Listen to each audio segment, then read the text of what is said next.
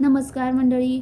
Zee Marathi गेले काही दिवसात TRPमध्ये पुन्हा एकदा उत्तम नंबर्स मिळवत आहे. मध्यंतरीच्या काळात ढासळलेला TRP पुन्हा एकदा वर उचलला जात आहे. मालिकांमधले उत्तम कथानक प्रेक्षकांचे पुरेपूर मनोरंजन करताना दिसून येते. या TRPमध्ये लक्ष्मी निवास या मालिकेचाही मोठा वाटा आहे. झी मराठीवरील लक्ष्मी निवास या मालिकेतील 3 वेगळ्या कथांची एकत्र सांगड पाहायला मिळते.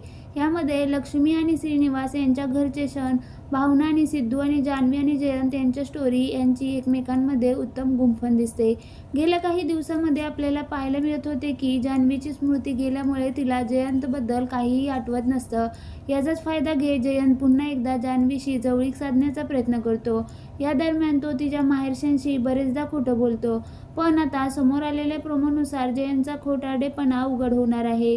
प्रोमोमध्ये पाहायला मिळते की भावनाची वहिनी जान्हवीला सांगते की तुझ्या घरातले सगळे तुझ्यासोबत खोटं बोलत आहे. काही दिवसापूर्वी तुझा खूप मोठा ॲक्सिडेंट झाला होता. ते जयंत काटणेकर आहेत ना, ते तुझे मिस्टर आहेत. काही दिवसापूर्वी तू प्रेग्नेंट पण होतीस. हे सगळं ऐकून जान्हवी बेशुद्ध पडते. तर दुसरीकडे विश्वा हा सुद्धा जान्हवीच्या आईबाबांसमोर जयंतचं खरं रूप आणतो. तो म्हणतो की जानूचा पाय घसरला नव्हता तर तिने स्वतः बोटीमधून उडी मारली होती. तसेच आजीची सुद्धा ही अवस्था इतर कोणामुळे नाही तर जयंतमुळेच झाली आहे. हे सत्य समजल्यावर लक्ष्मी आणि श्रीनिवास जयंतला जान्हवीजवळ येऊन देणार का?